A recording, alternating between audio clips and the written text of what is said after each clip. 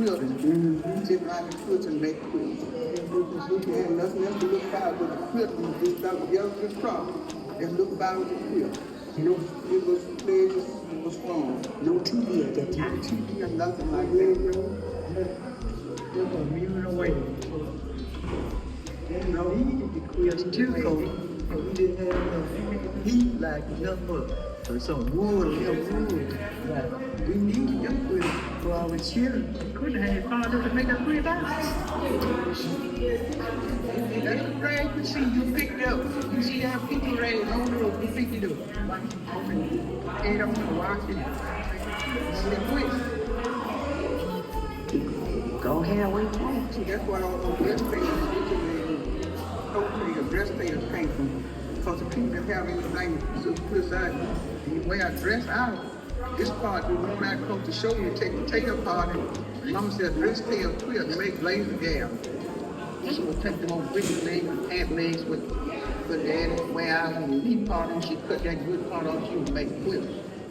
That's where I learned how to make my old time quilt like she did. Make those slave time quilt, high top, and laser gown, all pinfold. See, my mom tell me, come on along and help me get these pant legs and things straight and cut them out for me. And I would sit there and rip them loose, and cut the good part off, because in those days, you wouldn't able to go to the store and buy it. This quilt pattern, something to make quilt out. You just had to get dress tail and skirt tail and pant legs and shirt sleeves to make quilt out. Hey everyone, it's me, Stacie, Sew Stacie on all the socials, and I wanted to have a quick little sit-down video with you all today to ask you, where do you find your motivation for your projects?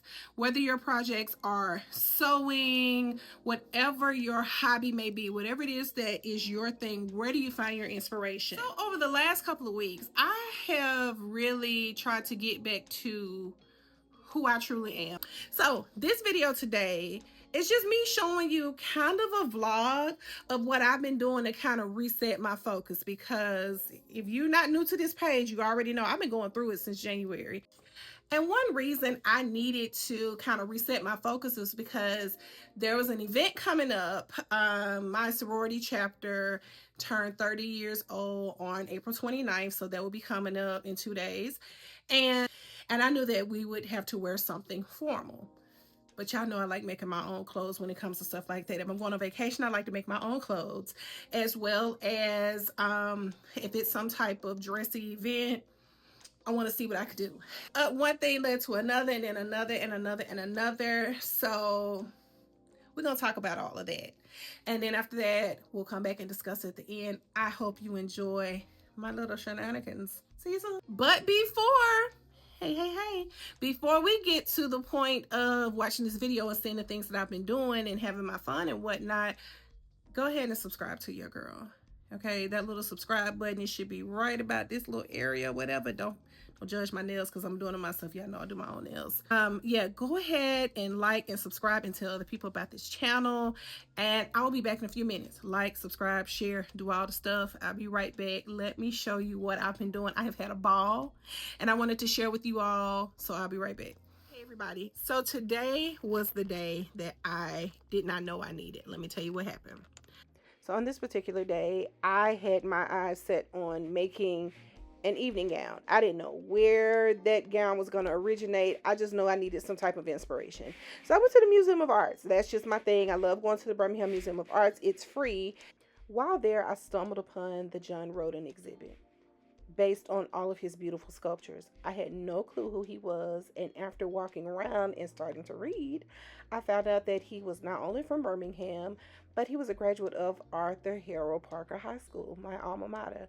And that intrigued me. That something as simple as the clay that he played with as a child, like once it got wet, showed him what a sculpture could be. He basically loved the way that those simple things felt, those simple elements felt, and that led him to becoming a world-renowned sculptor. Y'all, I left home to go get some fabric eventually after walking around the Museum of Arts. I had no clue that this would make me say, hey, hold on, what do I have at home? So I continued to walk around, fell in love with the sculpture, but was just really shook up at the fact that this exhibit was there and I had no clue. I literally just stumbled upon it, and I was so pleased that I had gone to my Museum of Arts on that particular day. So I continued to walk around, and they had beautiful paintings. Of course, I go to the Museum of Arts often, hear me out. But because there's always a different curated exhibit, you don't know what you're going to roll up on. Look at this rug, okay? Just look at this. Like I stood there and just was like, this is so dope. Like, can I get some? Can I make a robe out of it? Like, this is just so fire. And again, I go to the Museum of Arts because I need to see the textures. I want to feel things if I can. Just whatever people took to make things, like I was stunned. And yeah, I challenge you to go to your local Museum of Arts. So I left home knowing that I had a walking tour of Birmingham sculpture. Walking tour. Key. Walking. That I had signed up for free through the Birmingham Museum of Arts. But I had so many things that just need T's crossed, I's dotted. I woke up this morning on a cloud. Like, the energy was through the roof. I was handling stuff, just doing it. And so 1 o'clock was here, and I was like, okay, well, I'll just go a little late. But it was a walking tour. And the description said, plain as day, there will be a discussion followed by a walking tour. I just wasn't thinking. So needless to say, when I got there, they were long gone. I have no idea where they were, because in addition to all of that, there were so many other things going on in the city. I love Birmingham, born and raised, proud of it. Anyway, so I met some new friends. Like, I just have to say it that way. I was standing by 3 people who I thought were saying they were looking for the same thing too. So I was like, oh, hey, are y'all looking for whatever? And they were like, no, but we were going to eat. We didn't know that the restaurant inside the museum was closed, but you want to hang with us? Cool. We walked, looked at the John Roden exhibit, got in there. Come to find out, John Roden is a graduate of the Arthur Harold Parker High School. Nobody touching us, okay? I'm tired of telling y'all this, okay? Anyway, shouts out to Parker High School. We're on our 125th year. Big celebration coming up. But anyway, the John Roden experiment was, the John Roden sculpture exhibit was absolutely beautiful. So not only was he a graduate of H. Parker High School, he was also a graduate of Talladega College. I was so pleased at how I stumbled upon this particular exhibit. Plus, I'm the girl who loves to go to the Museum of Arts when I have downtime. Not all the time, but every blue moon. It's free. You should support the arts. That's just me all day long. Anyway, so left there, but I picked up one of the Birmingham like weekly Times magazine, the newspaper. It's free. So I went to sit and eat because I knew I needed to go to Hobby Lobby, and then I needed to run by Walmart to pick up my order. Then I needed to pick up groceries. Well, as I was sitting there eating, I was flipping through the magazine, and come to find out, there was a G's Ben quilt exhibit at the Civil Rights Museum.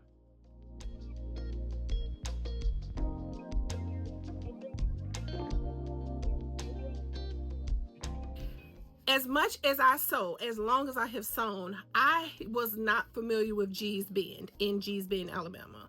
I was not familiar with them until Target featured them for Black History Month last year. And I just thought that that was so dope, because I got some stellar pieces that I just never thought would be something that I would want.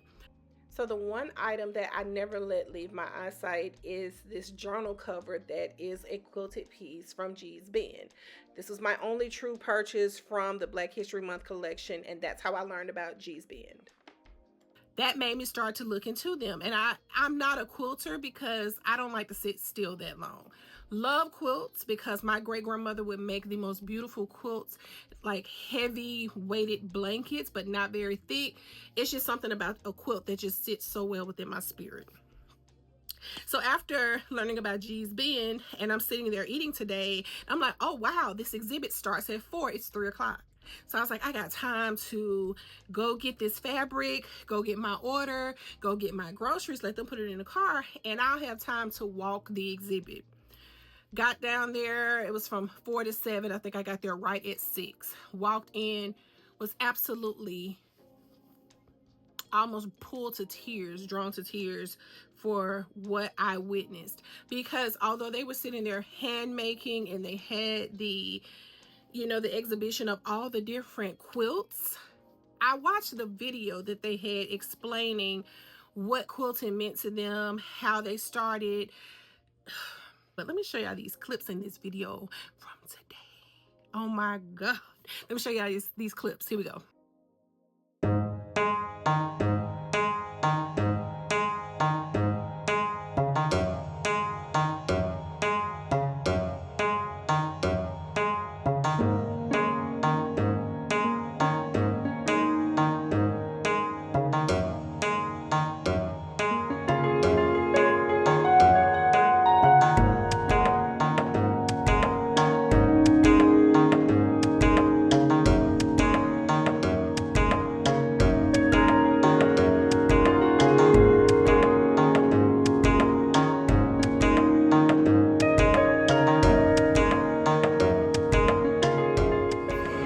Next thing you put them blocks together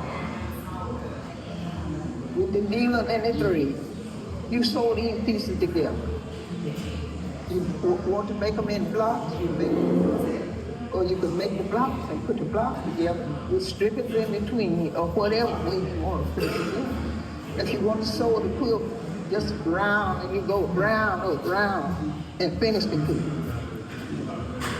You study over things, you think over it. And it come in your mind, one thing at another. One thing at another. You get it all together. So, I could do this. But what I did learn at the end of all of this was from one of the ladies who was there, is that they have a quilters, not showcase, but they have workshops.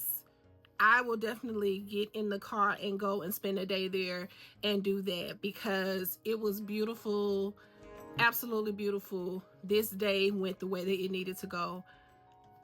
I'm just so in love. I'm so pleased. I'm so pleased, and I'm definitely going to do a workshop. I think they say have like Highway 29 or something like that. I'm going to look into it, and I'm definitely going to go. But I said all of that to say that the energy that I needed to do my thing, I totally found that in today. Like, it was just such a good vibe. So after the day I had, I knew exactly what I wanted my dress to look like. I just had to figure out what kind of fabric I was going to use. Went to Hobby Lobby, didn't really see anything that took up my fancy. Then I started thinking back, and I remembered that I had made an accordion pleat dress for the grand opening of the Melanated Fabrics brick and mortar store in Atlanta. And I was like, hold on. I have some accordion pleat fabric in my stash at home that I got from Hobby Lobby the year before, and Simplicity's 9777 would have been perfect for it. So I politely got in the car, went home, and worked my magic. And full disclaimer, this is simply a pattern review at this point. This is not a tutorial because a full sew along exists for this particular pattern. And I just wanted to tell you all the few tips and tricks that I had to deal with concerning the fabric that I chose from my stash, and how I turned this beautiful pattern into an elegant evening gown. For starters, because this fabric is accordion pleated and it has to be interfaced in order to be the collar, rather than mess up my fabric, I needed to go ahead and flatten out all of the collar pieces. So you cut 4 pieces because 2 will be interfaced. and you make sandwiches with the other two pieces that are not. So I flattened them all, but in order to know how much heat it could withstand, I took a little scrap piece, flattened out. This is the result. And yeah, so at this point I went ahead and grabbed pattern piece number 2, the true neckband, and I started to press out those pieces. Once I was done, I was able to trim out the interface pieces such that it would match the stretched out fabric. And I guess in theory I should have just ironed out a big block of fabric and been done with it, and I could have cut it straight forward. But you know, of course, this was just something I didn't think about until the last minute. At any rate, it turned out beautiful because it still had that slight wave to it. It still had that accordion pleat look to it. It wasn't 100% smooth, but it looked great in my opinion. So yeah, had to go ahead and test that fabric. You don't want to mess around and burn up something. So I turned the heat up on a piece of scrap fabric. Once I saw how much heat it could withstand, I practiced with a piece of interfacing, and then after that, actually did that with the 2 of 4 collar pieces that needed to be interfaced. So here we go. It's super late. I don't know if y'all ever paid attention to when I tell y'all I use 2 types of needles. I use heavy duty or I use Microtex. And although this is a stretchy knit, I still could normally use a Microtex needle. But what we have going on here is all this bunching right here. I didn't mean to go into that.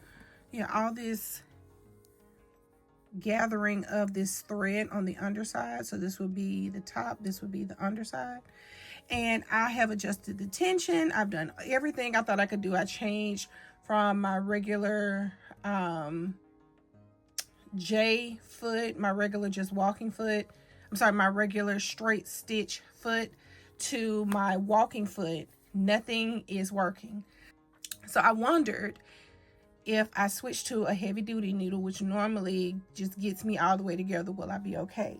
So I'm going to try that and see what happens.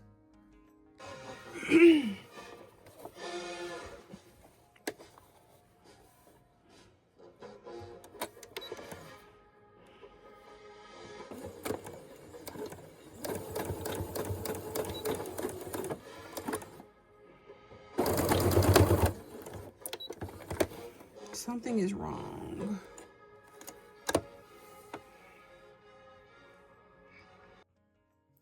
It is 1:48 a.m. Full transparency. I can't stand when I can't get something. This accordion pleat fabric has run me ragged. I could not get it to stop bunching. I have tried every needle. I've put paper underneath. I have done everything. I thought, do y'all know what finally worked for me? And I'm using a stretch needle. I had to turn the tension to 7. I have sewn with accordion pleated fabric before and did not have to do this. I don't know what it is about this particular accordion pleat fabric, but I was sitting here in panic mode because I was like, I'm just going to have to go buy another dress. I have a dress for the event that I'm going to. Not really feeling it. Like, I already had a dress, but I was like, I feel like I need a little bit more something that's like, ooh, you know? And nobody could have predicted that. Yes. Raven and I talked about this the other day, and Raven was like, friend, I had an episode one time, and I was like, no, I've sewn with before, blah, blah, blah, blah, blah. I even pulled up a picture and showed it to her. I popped that picture in. It tore me up, y'all. It tore me up. The stay stitch, you stay stitch in the beginning to keep stuff from stretching out. The stay stitch has run me ragged, ripped me a whole new one. And I don't know what or why I didn't think about turning the tension up, but I did. And it's like new. And I'm like, I just sewed a bonnet. on this machine. So the machine is fine. Something is off. I had to turn that tension up to 7. I'll be back with the final dress. It make a little noise for you, girl, because I was determined to see this through. But that's just how I get down. I don't like to let things defeat me. But I just knew the machine wasn't jacked up. All right, let me go stitch this dress up real quick. And the only reason I'm not making a full out true sew along is because Aronica did a sew along for this when she first made this pattern, like pre-know me and all of that. So yeah, this is just my review, seeing that I decided to take a very cool caftan and make it an evening gown. But it tore my behind up. So I'll be back in a few to show you all the final edits and give you my true, basically, pattern review based on what all has happened. And I'm hoping that this is the worst of it. So the fact that I tussled with this fabric when it was just the tension, I can't get over how much time I have wasted in my life over the tension, y'all. I've not had a tension issue with sewing in so long. Oh my goodness. Oh my goodness. Oh my goodness. But with Simplicity's 9777, this is such a simple dress, and I decided to forego pockets off the top just because I wanted to make this more formal. Like, I have literally sewn this dress together, damn near the whole dress, in like 15 minutes. I can't get past it, y'all. Like, I can't get past it. Oh my goodness. I can't get past it. Like, wow. So once the tension issue was fixed, everything was a go. I mean, I stitched this up in such a short amount of time. And once I finished with the collar, I just did like a quick slip stitch with the hand to tuck the bottom. If you make this pattern, you'll know exactly what I mean. And I just want to point out, I hate hand sewing anything, but it is what it is. But this was the end result of the dress. I got tons of compliments, and I would definitely make it again. Again, I'm guessing this fabric, even though I used my walking foot, was just not here for the game. So love how it turned out. And yeah, my inspiration came from me visiting places around town. So I hope you all enjoyed my vlog, my faux vlog, because I'm always pulling out my camera, but I don't always show people what I'm into, like what I do around town. A lot of times I like to do these things by myself because I don't want anybody to be like, you ain't ready to go yet. No, I'm not, because I want to read all the words on the bottom of this. So that was great, and that gave me the inspiration I needed to go ahead and knock out that particular dress.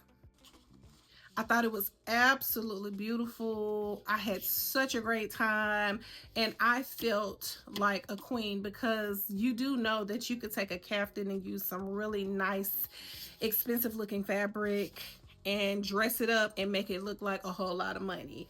I think I got that fabric for maybe $5 a yard at the end of last summer or something like that. It definitely was towards the end of the hotter months, and I was like, I don't know where I'm going with this fabric, but I know I can't let this accordion pleat fabric sit in the store. It's too cute. I gotta do something with it. So I was determined. I got it.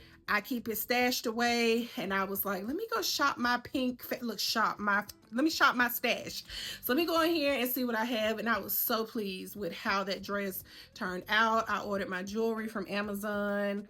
My shoes I got from Target some time ago, because I was like, you always need a clear heel of some sort, but the gold balls stacked for the heel, chef's kiss. So yeah, I was just very pleased with the outcome of that look. So, in keeping true to finding your inspiration, I'm also very much a book nerd. I love to read me a good book. So, I have four very, very, very close friends from veterinary school. But one of those friends reached out to me and told me about this event that was going on in my city. So, I arrived at the event not knowing what to expect. But my attitude in life is if you stay ready, you ain't got to get ready. I walked into that room and the warmth and the love that hit me when I hit the door, it was a very small crowd, and I was so pleased by that afternoon with Tina Lifford, aka Auntie Violet from Queen Sugar. She wrote this book, The Inner Fitness Revolution. And it is exactly what she said, the inner fitness revolution. It's all cute, to work out and whatnot, and be in tune, with your health and whatnot. But what about the inside? What's going on with you mentally? What's going on with you spiritually? Are you being fed? Is what you're doing, is that feeding you? Are you okay? This book really, man, I wasn't expecting the conversation, the people I encountered today. There are things that I've been wanting to do that have been in the back of my mind. They have been kind of coming to the surface a little bit more because of things going on in the nation right now. And all these things that I've been thinking that I kind of have been suppressing, I felt like I was in a room with my tribe. And I said stuff, they said stuff, this person over here said stuff, and it was just some real soul food, baby. I was so pleased. This book, man, just look at how pretty Miss Lifford is. Which I went and restored my sojo, and I'm so glad that I did. The Inner Fitness Revolution, the book by Tina Lifford, amazing. She's such a dope individual. And the bottom line is, does it matter how you look and what's going on the outside if you're not right on the inside? And by that I mean we work real hard to do things for other people, but are we whole? Are we there? And I just challenge anybody to read this book. And the people that I met today, my goodness, you just couldn't have prepared me for it. So I hope that you all have really enjoyed this. I hope that you love the dress that I made, because I don't know about y'all, but I was cute that night.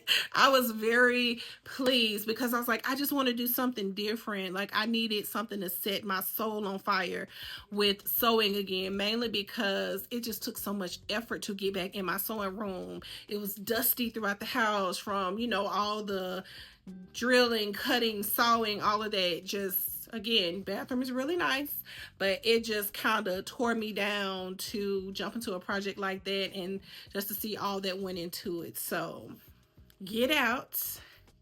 There are local things that you can do in your city. There's something nice. I've never traveled anywhere that I didn't find something to do in that city. And I'm like, why should mine be any different? So between the Museum of Arts, the lunch with Tina Lifford, please, take advantage of these things. They are there.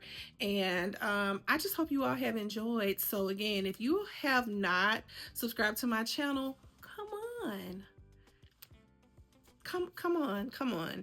If you have not subscribed to my channel, come on over here, honey. I told y'all my best friend. Y'all think I'm playing. I tell y'all so much stuff because I really don't be talking to people, but the camera gets it all. So I do appreciate, you all for coming back if you are already subscribed. And if you have not subscribed, baby, go ahead, hit that button. I'm going to put you on. And Frog Tales is coming up. Atlanta Frog Tales is coming up. Is my outfit made? No. Do I have the things to make it? Absolutely, but it's not made. So that will be coming very soon because, Raven and I, we always get it in every time there's a frog tale. So I hope you all have a great day. I wish you all the sojo. I wish you all the inspiration to get back into that sewing room, the sewing block, all of those things that we get from time to time. I just wish you all the best. So yeah, I'll talk to you all soon. Bye.